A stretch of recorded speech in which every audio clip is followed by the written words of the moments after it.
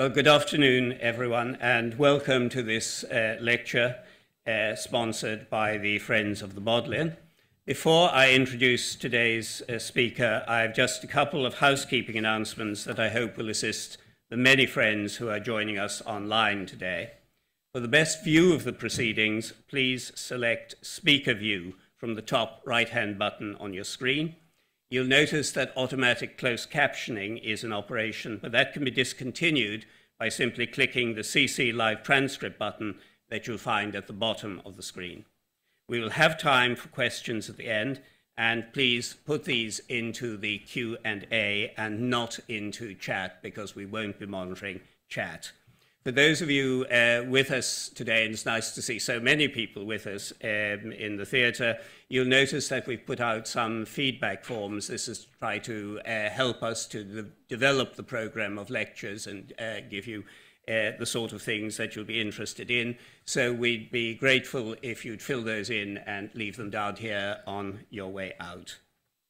Having said all of that, it gives me great pleasure to introduce today's speaker, who is Leah Tomkins, a professor of leadership and organisation with academic affiliations with the universities of Oxford, Cranfield, and the University of the West of England.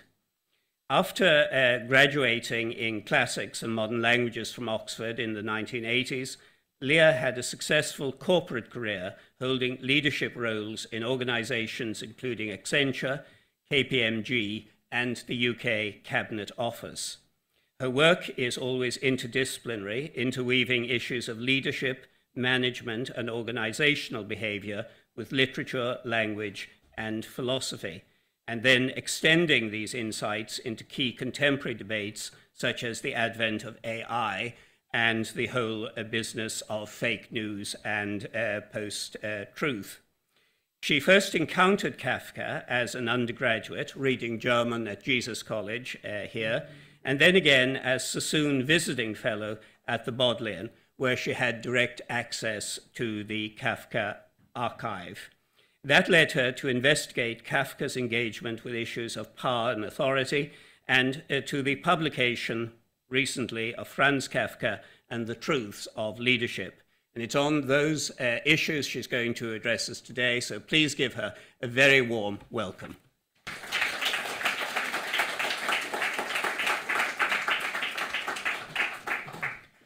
Thank you, Richard, and thank you to the Friends of the Bodleian for inviting me here today to share some reflections on Kafka, who you will be aware through walking through this building.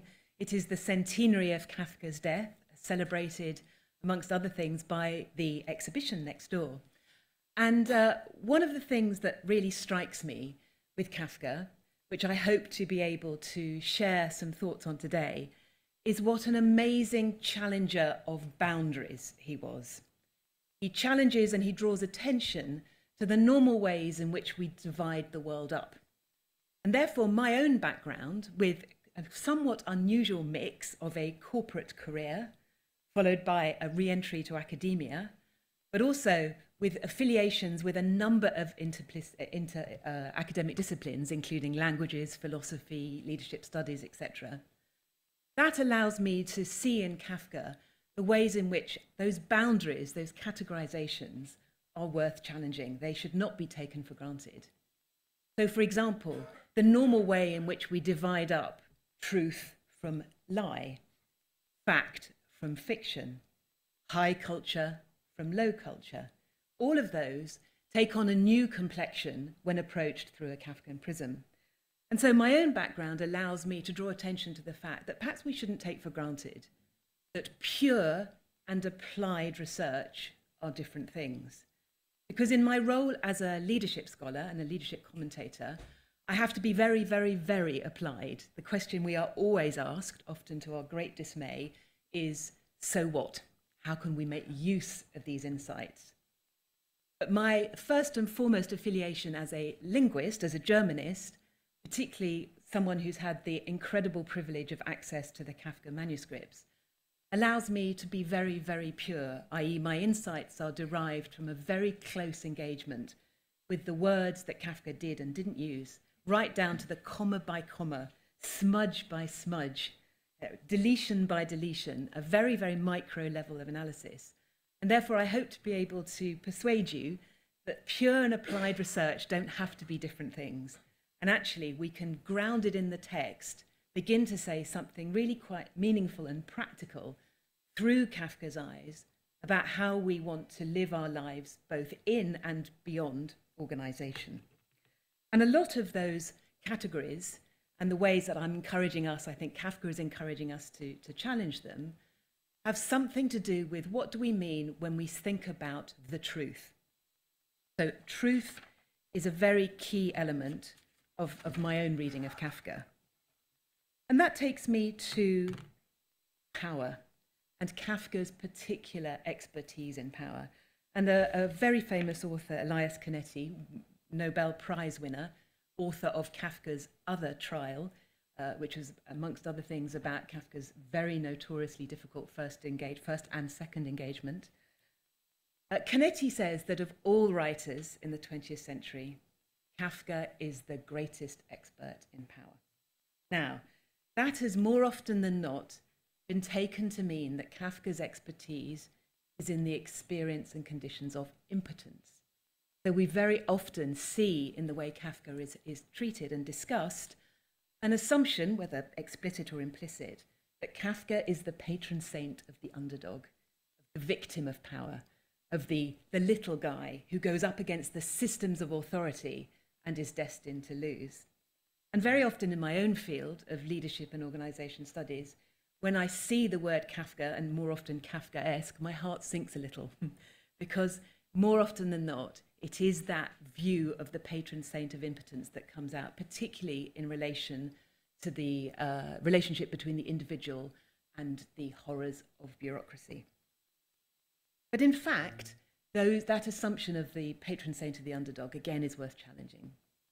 Because from a biographical perspective, Kafka, the real life Kafka, was not some lowly clerk hiding in the crevices of some monstrous bureaucratic edifice.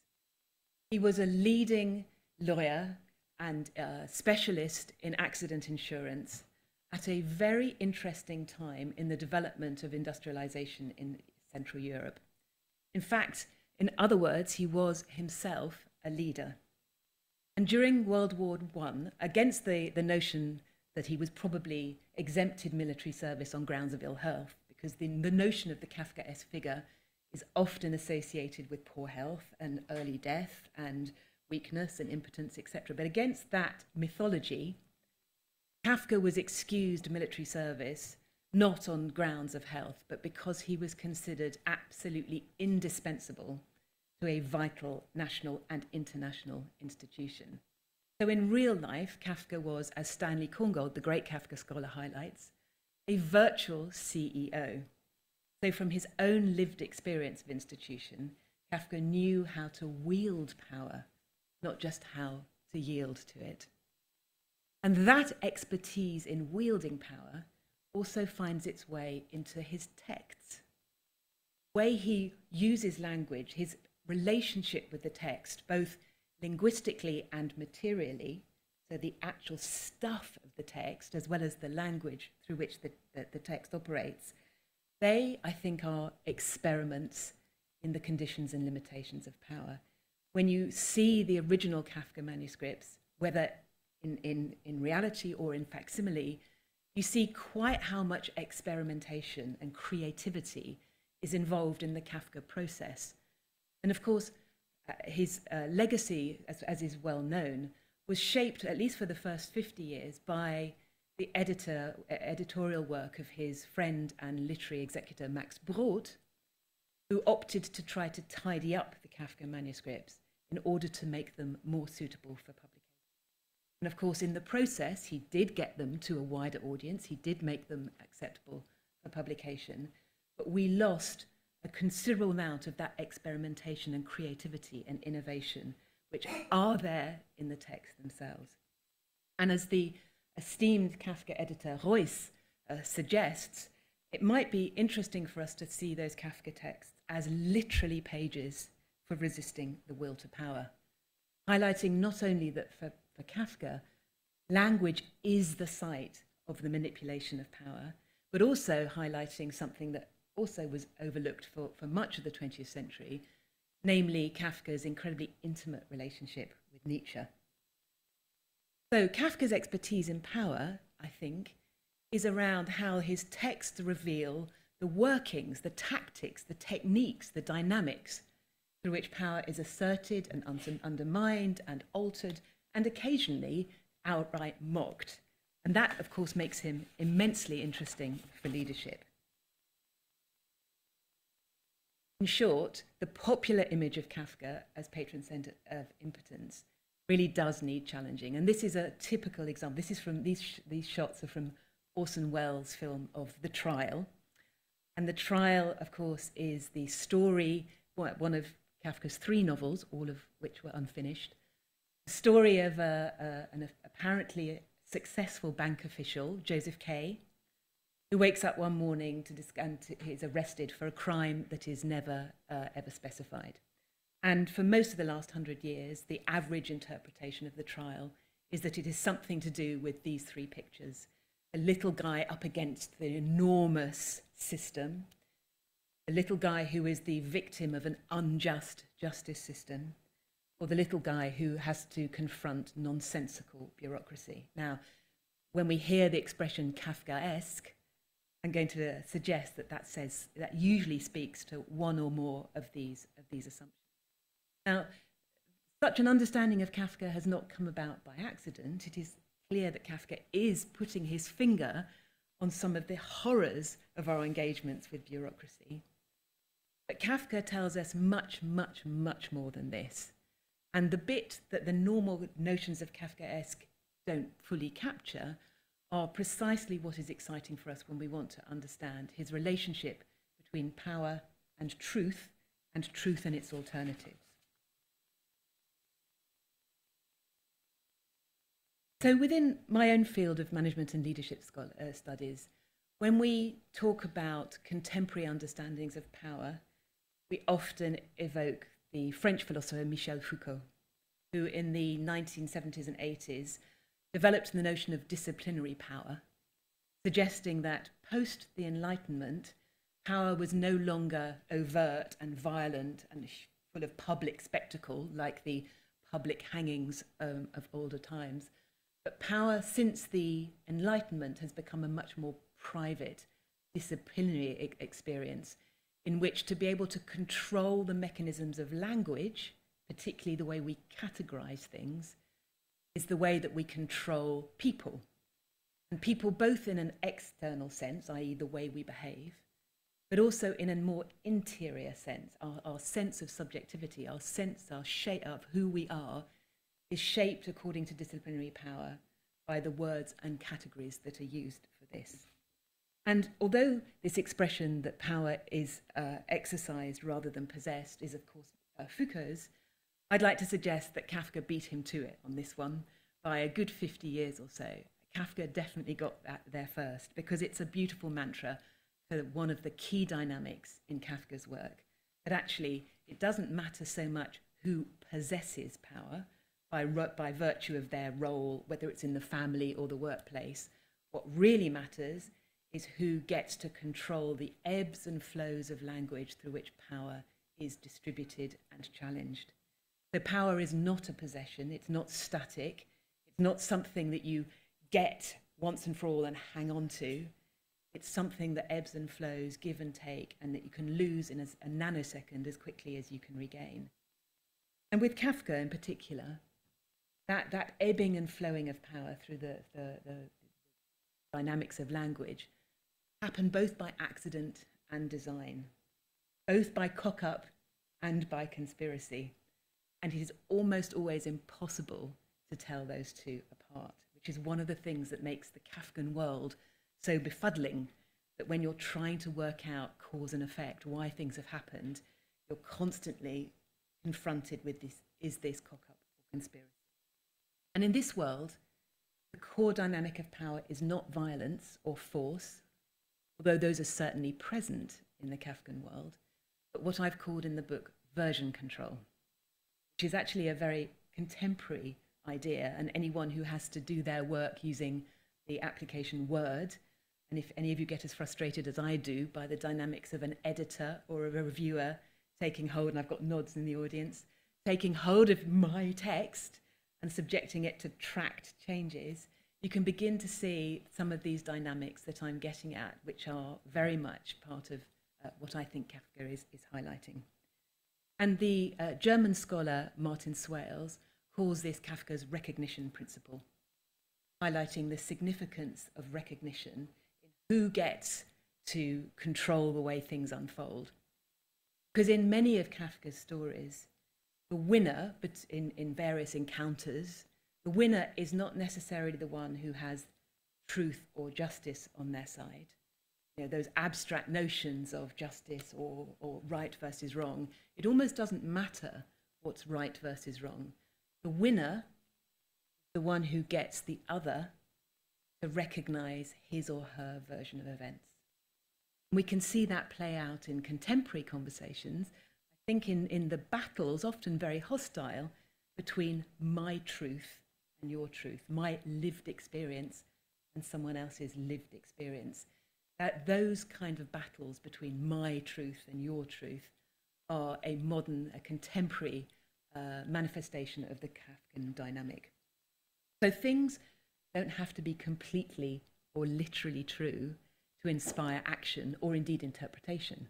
And that's one of the things, that's one of those breakthrough moments, I think, with the Kafka text, that you can stop worrying about whether something is literally true, because actually the reason that events are propelled forward, there must be some other sets of reasons why that is. And indeed, often the literally true is the most absurd or the least reliable of the things that we should use to get our handle on the text. Because Kafka often goes absolutely berserk by taking a metaphor and making it literally true, almost to challenge you, to challenge the reader, to say, be careful what you wish for. Because we use metaphors in such a way that we often take them for granted. And Kafka never takes the metaphor for granted.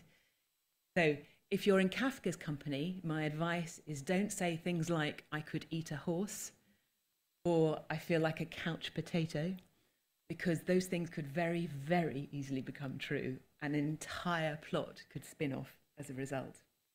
And so I'm sure what is becoming clear is that because in the Kafkan world there are multiple versions of events, multiple versions of truth, and different categories, what's literally true, metaphorically true, in many ways Kafka anticipates the anxieties of our post-truth world, where facts go up against so-called alternative facts, where my truth is pitted against your truth, and where, in the words of Stephen Colbert, the American satirist, truthiness depicts a world which is divided between those who think with their head and those who know with their heart. This, I believe, is a world that Kafka anticipates and would recognize. And in such a world, we're forced to stop thinking that there is such a thing as a single truth and start asking ourselves, well, what are the different versions or variants or qualities of truthfulness and the search for truthfulness? Because although it's tempting when we're confronting post-truth dynamics to try and call out the lie, that's a simple lie, actually the truth and the lie, it isn't as simple as a direct binary between a truth and a lie. And truthfulness is far more than the absence or opposite of a lie. Now, this isn't new, either now or in Kafka's day, because if we think about our engagements with texts over millennia, we've always evaluated different texts according to different criteria. Some texts demand evaluation by the criterion of accuracy, others by what I've called resonance, and others again by authenticity. And for those in the audience who work with hermeneutics, some of this will be perhaps quite familiar in terms of the distinction between meaning and significance. And we know quite implicitly that we have to adjust our criterion. We don't judge a poem the same way we judge a scientific report. And in a meeting at work, for example, we do not judge what a leader says in exactly the same way as what a more junior member of staff might say. We apply these criteria, often very implicitly, but actually it's worth pausing on why we think that a certain type of text is trustworthy because we've applied the notion of accuracy, and why and when we might look for something else, particularly around the notion of resonance or authenticity. Not least because if resonance, the fact that a text speaks to us on some deeper level, if resonance is our key criterion, then we are often prepared to tolerate all sorts of exaggerations and distortions because of the strength of the engagement between text and speaker. And Kafka, I've said, plays havoc with these criteria. He busts the normal rules between a text and the way that we ought to gauge whether it is to be trusted. One way, notoriously, that he does this is via his use of detail. Because normally when we see a detailed report, and when we hear, for example, our politicians respond to journalist questions using a lot of detail, if we pause and reflect on what's happening, we assume that detail does signal that there is something to be trusted here. Because actually, why would you go to the effort of making this stuff up unless it had actually happened, as if it was actually true? And so again, implicitly, those implicit rules of our engagement with text, we often use detail as a signal that, okay, you can relax your interpretive efforts here. This one is to be trusted. And by the way, post-truth leaders and their spin doctors know this full well. So watch how often a leader under pressure in a political interview reaches for detail to be able to create a sense that his or her account is to be trusted. But in Kafka, detail often signals precisely the opposite. And the most outrageous of events can be described in the most concrete of detail. So much so that we are often left totally without our normal anchoring of our engagement with the text. And for me, the most obvious, striking example of that is the very first page of the Metamorphosis, where Gregor Samsa wakes up one morning to discover that he's been turned into a monstrous vermin. And the lines that follow describe in incredibly concrete detail, as if it was the most matter-of-fact thing in the world, quite the thought processes through which Gregor tries to understand what's happened and how he might go about the concrete business of taking a later train, because his early anxieties are in so many ways driven by the anxiety of having missed the train he intended to catch. So the Metamorphosis and other Kafka works are a fabulous example of how we should not take detail as the normal sign that this text is to be trusted. And before we get lured into thinking that of these criteria, accuracy is the one that we would ideally like the most, we should remember that actually leadership has always relied on something beyond accuracy. Power has always relied on a certain degree of poetic license to have its effects. Now, leaders, like the best storytellers, have always needed to create a less specific, more general sense of what the world is about and what we need to do to be able to engage with it. That's the whole business of the vision thing that I think is something that George Bush said, but is a very frequently heard mantra. Whenever we're a little bit disappointed that our leaders are boring, we often reach for where's the vision. So effective leaders have always used poetic license. They've always stretched the boundaries of the truth and the boundaries of truthfulness in the search for the most compelling narrative and the most compelling vision. And indeed, the well-known separation or division between leadership and management, which anyone who's had any engagement with business schools or MBAs will probably be very familiar with. It's a very, very well-trodden distinction. Leadership actually is what's required with leadership is the ability to depict a world that hasn't yet happened, to be able to inspire people towards the world as it might be, whereas management controls and describes and navigates the world as it is, which means, paradoxically and beautifully, that Hannah Arendt, in her description of the liar, someone who imagines the world as it might be, is actually putting her finger on something which is very close to what leadership is all about. And the reason that that's significant when I'm about to critique leaders, is that we should not therefore assume that it's only bad leaders who lie. And that's worth thinking about as we move into the notion of fake news, because this year, 2024, is not just the centenary of the death of Franz Kafka. It is also a year where apparently more than half of the world's population are experiencing some kind of election. So the world we are stealing ourselves. I mean, we've just come through an election here in the UK, and I noted with interest that the institutional response to anxieties about fake news is to have armies of fact checkers ready to sort of frenziedly come out of the wings after politicians have been interviewed, to be able to comfort us about how far they have or haven't moved from the truth. And one of the reasons that so many of the political elections this time round, this year, are battling on the battleground of the truth is because of the advent and the success of populism.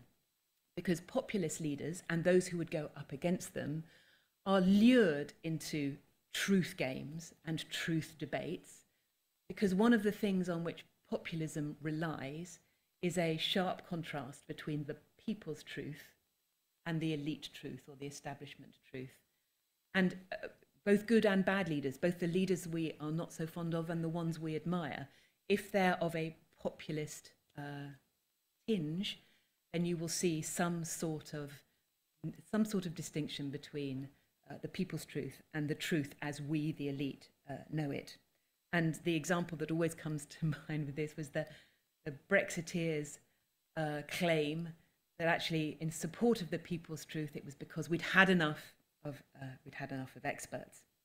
And often, I think, when we're in the battle for truth and truthworthiness and trustworthiness, it's the satirists who seem to put their finger on something to do with the zeitgeist. And the two satirists that I think are most actively engaged in this field at the moment, Stephen Colbert, I've already highlighted his distinction, the world divided between those who think with their head and those who know with their heart. But a similar argument is to be traced in Armando Iannucci, who I've been lucky enough to be able to discuss some of these issues with, and whose distinction between a realpolitik and a fielpolitik, and by the way, fielpolitik seems to capture a world in which we're all so incredibly easily offended. That kind of distinction has actually really made me wonder, what would Kafka have to say about the way in which we carve up the world? We're so tempted to try to resist fake news by carving up the world into these two camps, where we distinguish between those who know the truth or who have a chance of knowing the truth versus those others who don't know the truth and who are so easily lied to by their leaders, including who manage to lie to themselves. And I actually wonder whether we're at risk here of stoking the very division on which populism relies. Because if we insist on carving up the world this way, and as I said at the outset, Kafka really makes us re-evaluate why we place our category boundaries the way we do. If we insist on dividing up the world between those who know, we know the truth, and those who don't, then actually we fall straight into the trap that the populist leaders and their spin doctors set for us. Because we allow them to say, aha, you liberal elite, you will never understand what it is like to be the lived experience of the people. You will never understand from your ivory towers what it's like to really experience X, Y, and Z. And in passing, when I was thinking about these matters, I've recently reread Rainer Stach's authoritative biography of Kafka. And I noted, and I've used it in inverted commas because I think the Kafka aficionados might not like what I'm about to say, there is a little bit of a populist tinge to Kafka. He was not the pure intellectual that those of us who want to claim him as the greatest author of the 20th century sometimes risk categorizing him as such. He had a strong interest in what we might now call the people's truth. For example, he was fascinated by Yiddish as a living language And although he was also very, very interested, particularly in his later days, in Hebrew, he didn't necessarily think that Yiddish was an inferior language to Hebrew. And in that, he was very much going against the thrust of his. Also, Kafka was notoriously suspicious of experts, particularly expert doctors. And in fact, his poor health may well have had something to do with the fact that he insisted on seeing a very large number of people who we would now probably call quacks. And the other, Kafka was very fascinated by the Lebensreform, which was a sort of pioneer of the vegetarian diet that he enjoyed, the joys of a simple life outdoors. And so, when we think about, if we insist on carving up the world into elite versus people's truth, we should not automatically assume that Kafka himself would fall down on the same side that we often attribute. And therefore, through a Kafkan lens, I think we're encouraged to go a little bit further than the satirists, to push past this assumption that the way to debunk fake news, the way to debunk falsehood is to call it out, and to try and develop a much greater sense of what are our leaders and other people who exercise power doing when they are playing with different attributes or qualities of truthfulness. And I make this argument not least because there's a great deal of very interesting research from the world of cognitive psychology that suggests that if you try to debunk a lie or debunk a falsehood simply by calling it out, you risk inadvertently strengthening its hold, because there is a thing called an illusory truth effect, whereby the repetition of information, even in the service of trying to discredit it, can inadvertently strengthen its hold. And I wonder, during this most recent election campaign, I wonder therefore whether actually Keir Starmer hasn't perhaps read his Kafka, because against all of the political commentators who were amazed he didn't counter the accusation of the £2,000 tax hike rate, I think it's possible that he was being much smarter than that, because if he had fought that accusation, the illusory truth effect, he might have inadvertently strengthened its hold. So perhaps our Prime Minister has read his Kafka. And so those who are interested in moving past debunking highlight the notion of pre-bunking, highlighting the significance of understanding the dynamics through which different kinds of text take hold. And for me, I think it'll be clear that an engagement with Kafka is such a pre-bunking. And when we're interested in truth or truths, it's not just the truth of events that it's worth, the truth of the self. Because in contemporary terms, the authentic self, the true self, is a considerable matter of interest, of concern even. And those who have attended or taught at business schools will know the popularity, phenomenal popularity, of the notion of the authentic leader, despite its very considerable methodological issues. But there is something about the authentic self, the authentic leader, that really has taken its hold on modern understandings of identity and that sense of who we are. By the way, it's not the only way to conceptualize identity, and there are, of course, those who reach for slightly more static notions, such as personality traits. But I think anyone who's interested in the work of narrative will appreciate that actually our contemporary understandings of how our identities are formed often rely on this curious combination of something that feels like it's an interior self, it's my inner sense of who I am, my purpose in life, but something that paradoxically relies on the recognition of others, something that can only happen depending on the form in which my version of myself, through the stories I tell about myself, receive the recognition of others, both others concrete, but also others sort of in a more abstract sense. And that makes authenticity the modern problem, because it's no longer a given, it's a negotiation. And for writers, philosophers such as Charles Taylor and Axel Honneth, the reason that's such a big deal for us now, and was beginning to be a big deal in Kafka's day, is that whereas in previous centuries our sense of self was given to us by social categories, with the loosening of that categorization work, we have an opportunity to be who we want to be, a much greater opportunity than previous generations. And so identity has moved from a given into a struggle. And we can see that again in contemporary terms in the often ferocious identity politics through which notions of the self are pitted against each other in the search for some kind of authenticity. Now, one of the reasons why this is so fascinating from a Kafkan perspective, Kafka was an expert in pointing out the combination of possible and impossible, is that the authentic self through Kafkan eyes is something absolutely impossible to achieve, not least because it relies on a paradox of particularity and generality. It relies both on a sense that we are unique and on a sense that we belong to the systems of society and institution.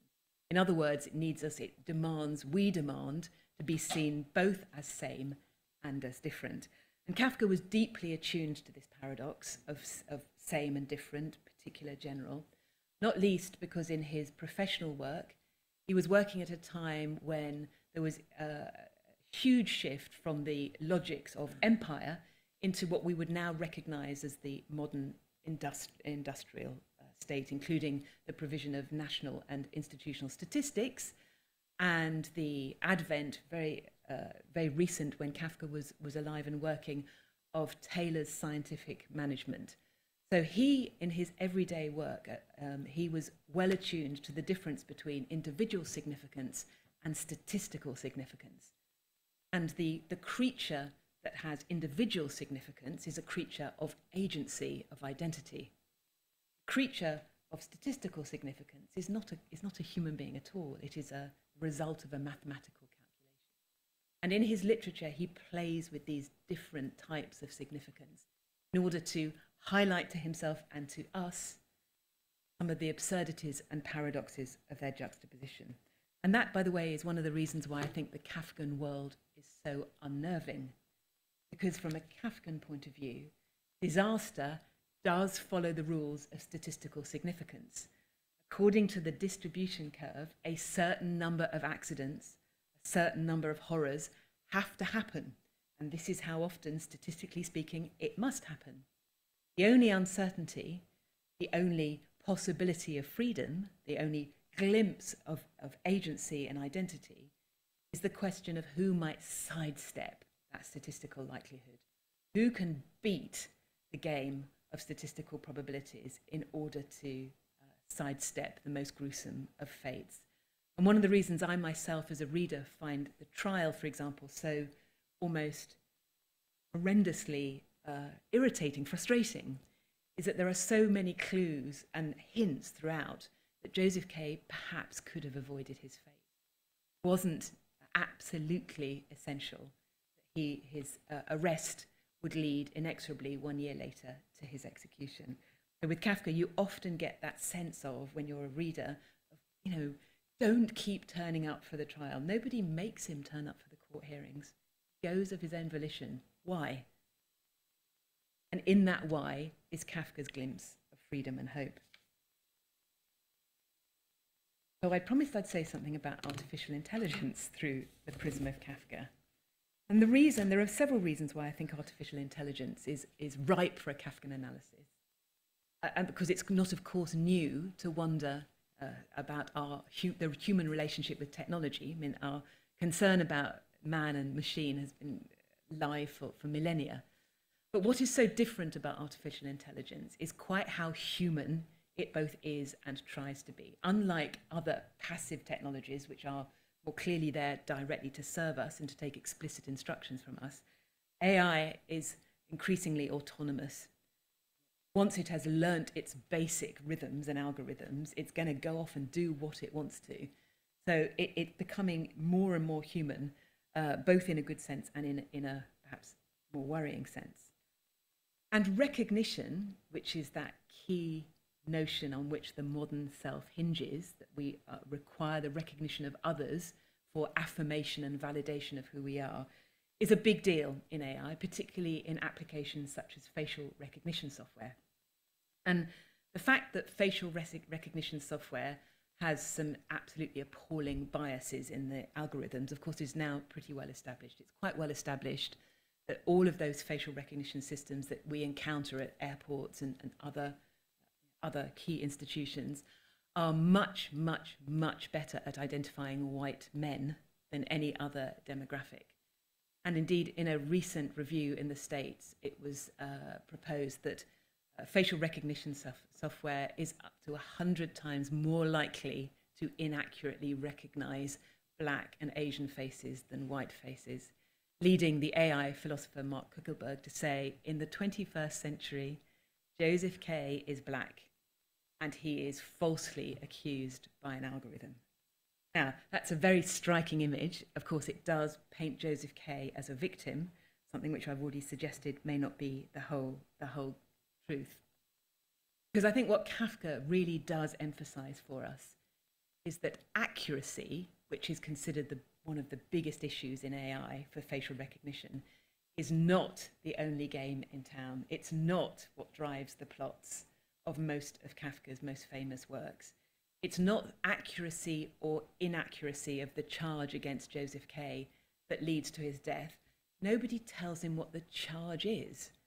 We don't know what it is, he doesn't know, so why would we think that the fact that it's accurate or inaccurate is what's going to rule the day? Kafka's work, The Trial, but also others, a different dynamic of legitimacy is in place. It isn't accuracy or inaccuracy, it's something else. And that something else is deeply, deeply paradoxical. An either and, not an either or. And I think some of those paradoxical dynamics have found their way beautifully into the AI literature. Because often when we see the biases and problems of AI's facial recognition software discussed, we see two contradictory arguments taking place at the same time. Number one, that the answer is to make it more accurate. Number two, the answer is to make it more human, more values-based. And the notion of value alignment has moved from a sort of abstract philosophical question into an actual engineering challenge. So these are tensions and paradoxes that I think Kafka would be very alive to, not least because through his eyes it helps us to challenge some of the base assumptions of AI and facial recognition in particular, namely that recognition is automatically good, therefore misrecognition automatically bad, that greater accuracy will make it better and safer for us, and that the route to greater accuracy has something to do with making it more human. And by the way, I think it's absolutely fascinating that we don't really agree amongst any of us, we never have done, on what it truly means to be human, and yet we seem to be in much broader agreement that the priority with AI is to make it more so. So how does Kafka twist this? Well, in Kafka's stories, recognition is not necessarily the route to self-realization. Unlike the authenticity literature that says the authentic self relies on the recognition of others, in Kafka, recognition can be a very, very, very dangerous game. It is both the recognition of the power of others over us and being recognized by them that leads to so many of Kafka's protagonists' fatal flaws and fatal outcomes. With Joseph K. in The Trial, for example, one of the key sentences that when I first read The Trial 62,000 years ago, I think I may even have glossed over, I now think it's the key sentence. Joseph K. realizes towards the beginning of the novel that this is only a trial if I recognize it as such. Because he does recognize it, he eventually seals his fate. So with Kafka, recognition is something to be deeply suspicious of, if not actively avoid. And instead, misrecognition, the thing that in AI is such a terrible thing, misrecognition is often the lightning rod of power. Because it's misrecognition, not absolutely proven, but perhaps often just merely suspected, that drives an awful lot of Kafka's plots, including his last novel, The Castle, where there is a persistent and lingering doubt about the identity of the lead protagonist. And particularly the question about whether K is the land surveyor who is appointed by the authorities, or, a word which is very, very similar in Kafka, the Messiah, Shoah Mashiach, the persistent doubt about the precise identity of K hovers throughout the story and really does challenge us to live with multiple versions of events, multiple plot lines, and to see how they intermingle and complicate each other. And this is a world in which small slips, the difference between one tiny spelling and another, one letter's difference, can actually mean all the difference in terms of the interpretation and meaning of the story. One letter's difference can radically alter our interpretation of the story. There is a huge difference between seeing K as a land surveyor and a jobbing technocrat and the Messiah. And the fact that both of these possibilities are kept alive is one of Kafka's phenomenal narrative talents.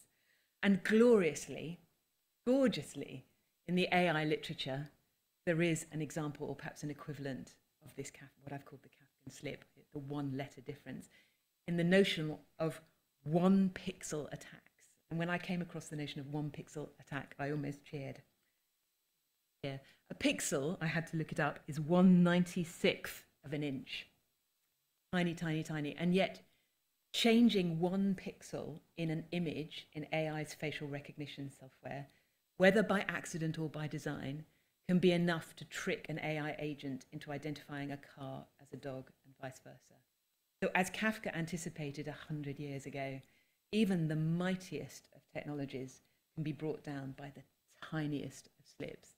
As I say, it is almost impossible with Kafka to work out whether that's by accident or by design, by cock-up or by conspiracy. And within the AI debates about the recognition of the true self, we have an equivalent of the authenticity paradox that I highlighted earlier. You know, that notion of self and its truth is impossible to establish definitively because we try simultaneously to be both same and different. Because AI's recognition functionality operates both in identification terms and in classification terms.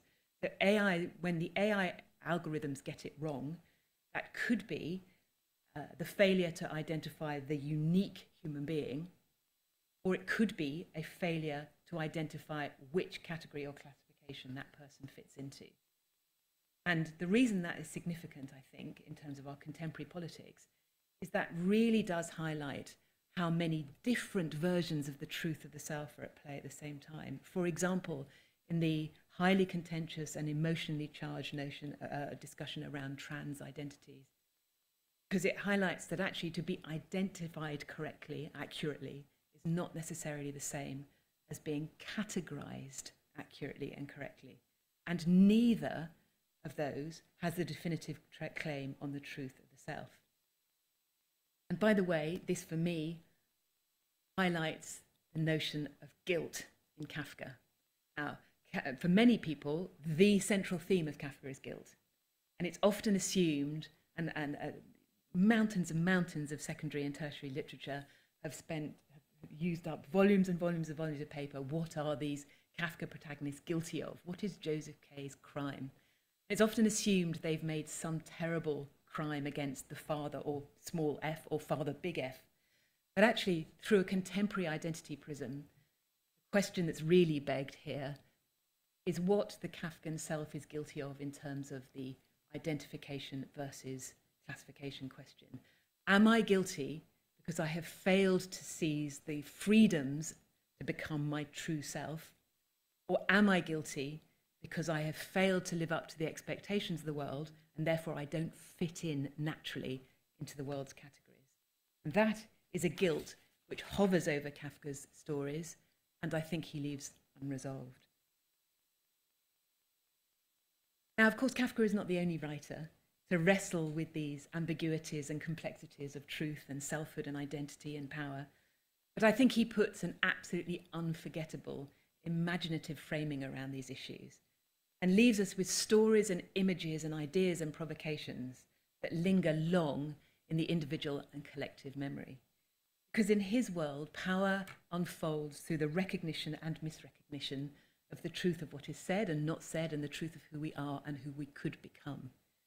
This is a world in which language and text are extraordinarily powerful, but also vulnerable to mishap and malfunction. And those two are often very difficult to tell apart. It is a world in which no single interpretation, no single truth is there to guide us definitively. And it is, of course, a world, therefore, in which the failure of interpretation is extraordinarily high. But I'm reassured in this by the words of Stanley Korngold, the great Kafka scholar, who says that for us, at least, the compensation for this failure of interpretation, the sustaining totality of interpretations, he calls the chorus of valuable lies with which we engage when we work with Kafka. And within this chorus of valuable lies, we must steel ourselves a paradox. There are no simple answers here, particularly when we try to confront the complexities of fake news, of post-truth, etc. Because ironically, we enter the fray to try and call out falsehoods, we inadvertently risk strengthening their hold on us. And that, I think, is a dynamic that Kafka would be very, very, very alive. And so, in short, I hope it's clear through my enthusiasm that I think that Kafka is indeed the greatest expert in power, but that's not power as it's normally understood. It's power as incredibly intimately enveloped with the dynamics of language, in which we are forced to confront what we really mean by truth and what we're prepared to sacrifice in its pursuit. So at the centenary of his death, again through my enthusiasm, that I think Kafka has never been more relevant nor more rewarding.